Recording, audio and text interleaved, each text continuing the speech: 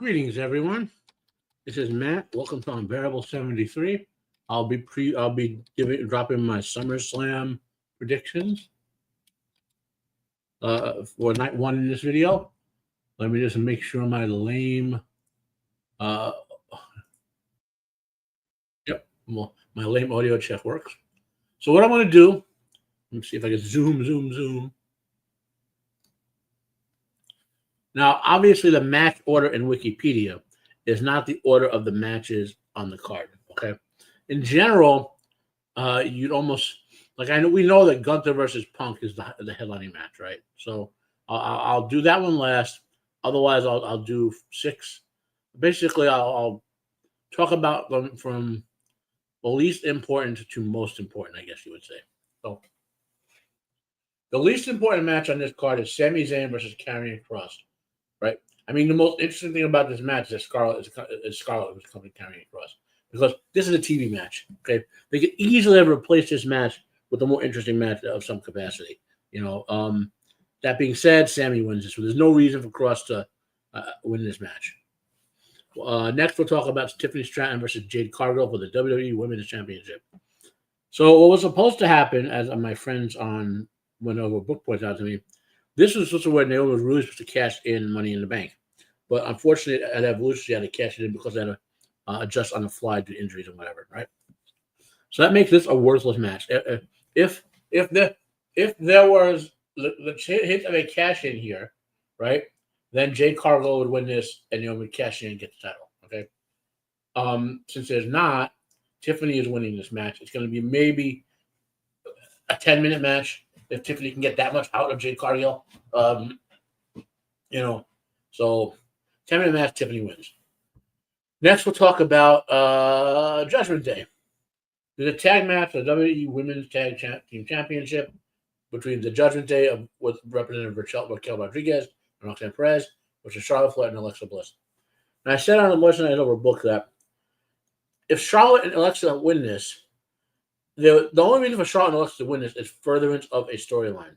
Okay? Meaning, like Charlotte and Alexa win this, but they're reluctant tag team champions. They're stressed, and then maybe 2-3 months down the line, they break up and they either they lose the titles and that causes a breakup where they have a feud, or their inability to work together causes the loss of title leading to a feud.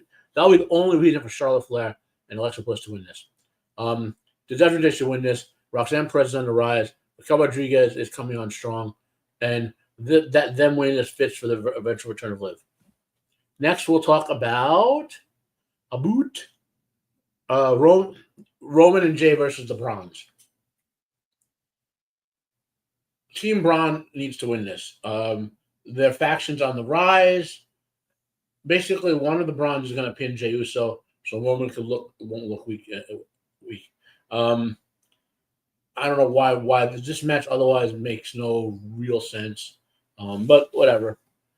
And then finally, the two interesting matches to me. All right, now I know people want to rant. Some people don't like celebrities in wrestling. I think there's a tradition for it. At big events, having a celebrity match is not going to kill anything. So that being said, Jelly Roll has got himself into some phenomenal shape. I mean, the brother lost the dude lost like 100 pounds or something crazy like that, So this could be a good celebrity match. The word is that the Randy Orton and Drew McIntyre feud is going to come out of this. There's rumored to be an injury involved somewhere in this, though. Maybe with Drew McIntyre. So maybe Logan Paul's new partner. Randy Orton and Jelly Roll will win this because they're the good guys and Jelly Roll is a celebrity. Yeah.